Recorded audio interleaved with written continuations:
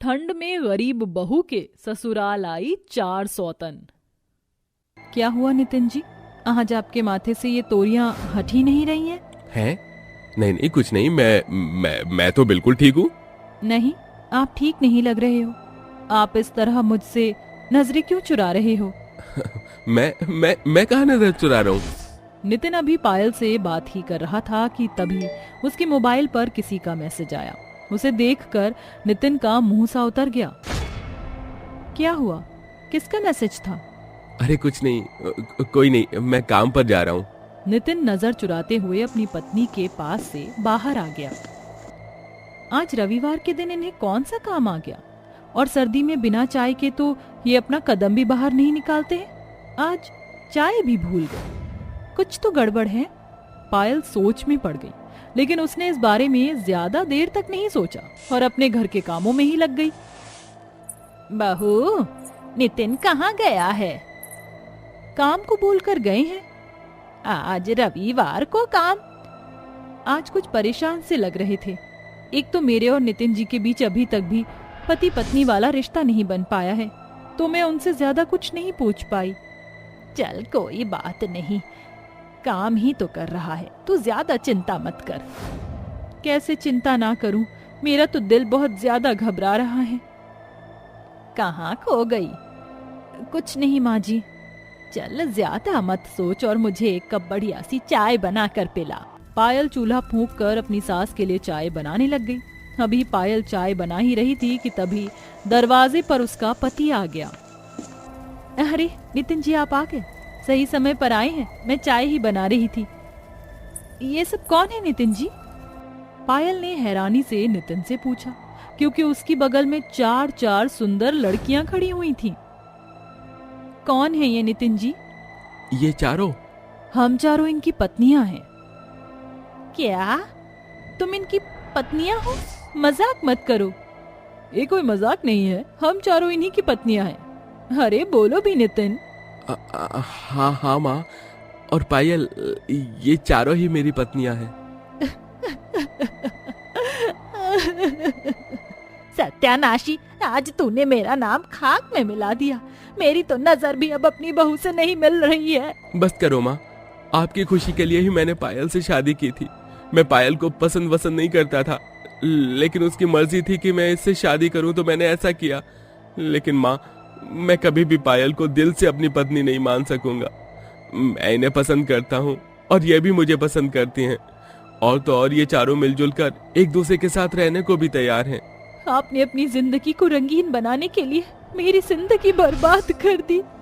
अगर सिर्फ तुम्हारी सोच था तो मेरी जिंदगी बर्बाद हो जाती। अब हटो रास्ते से। एक घर में 4 बीवियां रह सकती हैं। हाँ नितिन बेबी, जल्दी अंदर चलो, मुझे बहुत सर्दी लग रही है। चल रहा हूँ जान। ये हम चारों एक ही कमरे में रहेंगी? ये कैसे हो सकता है? ऐसे तो हमारी सुहागरात भी नहीं होगी। फिक्र मत करो, मैं आज तुम चारों के साथ सुहागरात मनाऊंगा, लेकिन अभी पहले कुछ खा लेते हैं। ए पायल, जल्दी से हमारे लिए रोटी बनाओ। नितिन ने अपनी पहली पत्नी पायल को ऑर्डर दिया और अपनी चारों सुंदर बीवियों के साथ वो ठंड में आराम से कंबल में बैठ गया। यहाँ तो कोई दूसरा कमरा भी नहीं है। तुम फिक्र क्यों करती हो? मैं अभी इस जगह को एक कमरे में तब्दील कर दूंगा। छी, इन चारों में तो शर्म नाम की चीज ही नहीं है। इन्हें तो बस एक अलग कमरा चाहिए।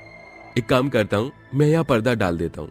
नितिन ने एक बड़ी सी चादर ली और उससे एक पर्दा डाल दिया। पर्दे के इस तरफ उसकी माँ और पहली पत्नी थी और दूसरी तरफ चारों सौतन और पति। अरे पायल, हाथों में दम नहीं है क्या? अभी तक रोटी नहीं बनाई? हाँ, ला रही हूँ। पायल नितिन के पास खाना ले आई। उसने जैसे ही पर्दा हटाया तो उसने अपने पति को चारों लड़कियों के साथ बिस्तर में बैठा हुआ देखा। उसके दोनों तरफ 2-2 लड़कियां थीं, जिन्हें देखकर पायल का खून खौल उठा। खाना रख दिया है। तुमने इसमें कुछ मिलाया तो नहीं है ना? सिर्फ तुम्हारा होता तो मिला देती, लेकिन ये खाना नितिन जी के लिए भी है, इसलिए मैंने इसमें कुछ भी नहीं मिलाया है। अच्छा, तो पहले इसे तुम ही खाओ। आप मुझ पर शक कर रहे हैं? ठीक है, खा लेती हूँ। पायल ने उस खाने को नितिन और बाकी सबको खाकर दिखा दिया और फिर वो वापस से पर्दे की दूसरी तरफ आ गई। रात में सत्या तो सो गई थी, लेकिन अपने पति की अपनी सौतनों के साथ खिलखिलाने की आवाजें सुनकर बेचारी पायल को नींद नहीं आ रही थी। देखो तो जरा कैसे दांत फट रहे हैं, मेरे साथ तो कभी भी इतने खुश नहीं रहते थे। खैर पायल, सो जा। तेरा पति तो ना कल तेरा था और ना कभी होगा। अब तेरे नसीब में सिर्फ गम ही गम है। पायल ऐसे ही सोचते सोचते सो गई। अगली सुबह, सारी करमजलियां चाय बनकर तैयार है, आकर ले जाओ। ऐसे क्यों बोल रही हो करमजली? हम नहीं तुम हो, क्योंकि इस घर में 4 बहुएं मिलजुल कर रह रही हैं। सिर्फ तुम्हें ही परेशानी है। तुम बहुएं नहीं, मेरी सौतन हो। ज्यादा बकवास मत करो, वैसे भी तुम भी हमारी सौतन ही हो। और हमसे तमीज से पेश आया करो। वो क्या है ना, हमसे पंगा तुम्हें महंगा पड़ सकता है। क्या हो रहा है यहाँ? तुम चारों पायल से क्यों उलझ रही हो? तुम्हारी पहली पत्नी ही हमसे पंगे ले रही है। तुम ऐसा क्यों कर रही हो? मुझे तुम्हें कोई सफाई नहीं देनी है। ठीक है, मत दो, मैं काम पर जा रहा हूँ। तुम पांचों आपस में तालमेल बिठाने की कोशिश करना। नितिन काम पर चला गया, लेकिन उसके जाने के बाद भी बहुओं के बीच की खटपट बंद नहीं हुई। तुम्हें मैंने घर से ना निकलवा दिया तो मेरा नाम भी पायल नहीं। जाएगी तो तू, क्योंकि नितिन हमें तो कभी भी नहीं छोड़ेगा। वो तो वक्त ही बताएगा। उन पांचों में अब रोजाना ऐसे ही लड़ाइयां होती थी। इसी तरह से दिन बीत रहे थे कि एक दिन नितिन का काम से घर लौटते वक्त एक एक्सीडेंट हो गया।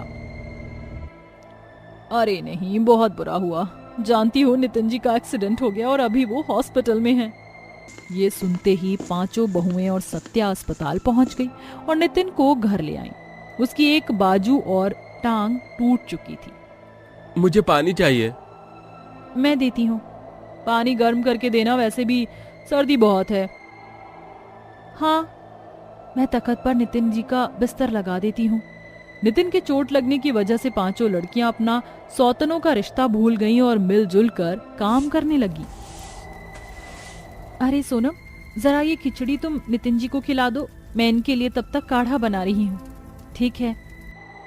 कितनी अच्छी बात है, मेरी चोट लगने के बहाने से ही सही, लेकिन इन पांचों में बोलचाल तो हुई।